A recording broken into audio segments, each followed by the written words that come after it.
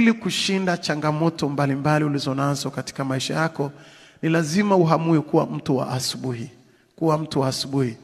Na hapa pengine ni nguvu ya asubuhi na contribution au mchango wa asubuhi katika uchumi na katika maisha ya kawaida ya mtu.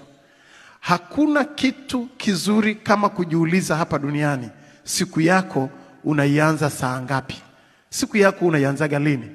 Hawa wenye ukoma katika mistari hii miwili utaona the power of morning. Nguvu ya asubuhi. Nguvu ya asubuhi. Wakasema wakaenda kabla ya mapambazuko. Wakaenda kabla ya mapambazuko. Na katika hiyo mstari wa 9 wanasema leo ni siku ya habari njema, tusisubiri mpaka kutakapo pambazuka. Kama kuna jambo ambalo unataka kuleta good news kwenye maisha yako, unataka kuleta habari njema kwenye maisha yako, ni mpaka utakapoamua kuanza kuamka asubuhi. Na ninyi watu wa masifu ya asubuhi, ninawapongeza sana, na mjipongeze kabisa kwa makofi mengi. Ni maombi yangu kila mtu anayesikia sauti hii asubuhi ya leo ajiulize, umekwama kweli kibiashara, umekwama kiroho, umekwama kwenye familia, umekwama kiuchumi, umekwama kifedha, umekwama kwenye influence na siasa na uongozi pengine. Lakini swali langu la msingi, unaianzaga siku yako saa ngapi? Siku yoyote ambayo Mungu amekupa hapa duniani, ukiweza kufanikiwa kuianza asubuhi, ina blessing yake.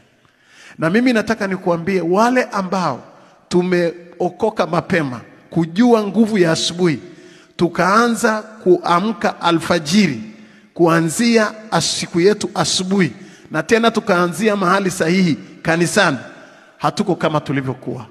Na kuhakikishia, hatuko kama tulivyokuwa. Wengine hapa wameanza masifu ya asubuhi wakiwa na madeni. Kama sio ibada hii ya Morning Glory, wengine wangeshachanganyikiwa, wengine saizi wako psychiatric, wengine wangeshakufa. Lakini early in the morning, kuanzia kanisani, kumeleta impact kubwa worldwide. Mimi ni mchungaji, natumikia dunia nzima, zaidi ya mataifa 180.